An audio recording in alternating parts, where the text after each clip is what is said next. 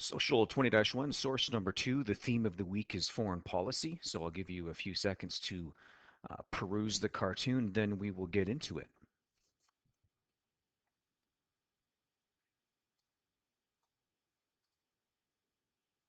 So, uh, cartoon of what looks to be an American, stars and stripes on his clothes, picket fence says the U.S., so clearly United States of America, and then his mother appears to be saying, "Don't go outside the yard, Rolo. You might get hurt." So, indicating stay within the confines of your own backyard, your own front yard. Don't stray, don't wander, don't get into trouble or danger.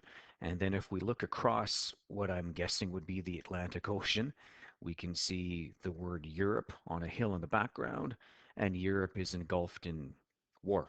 Of course, that clearly being World War II, smoke, fire, haze, and so on.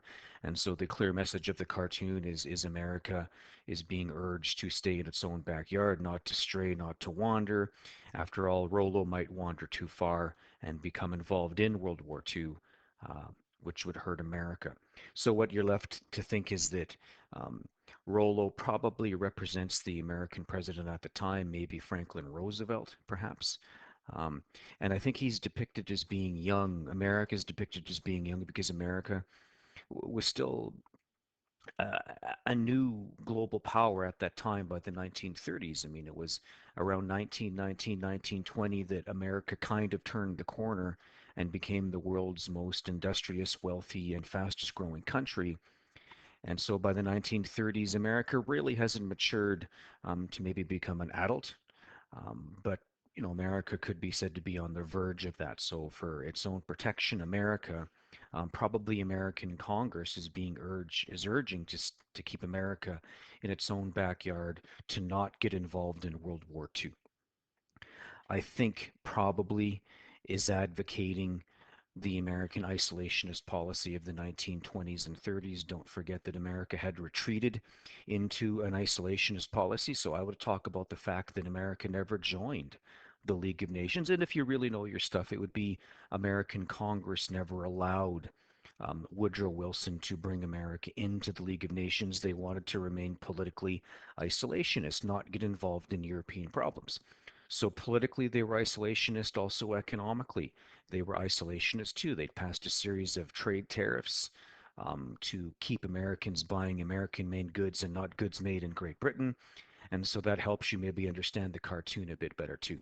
An advocacy for American isolationist policy.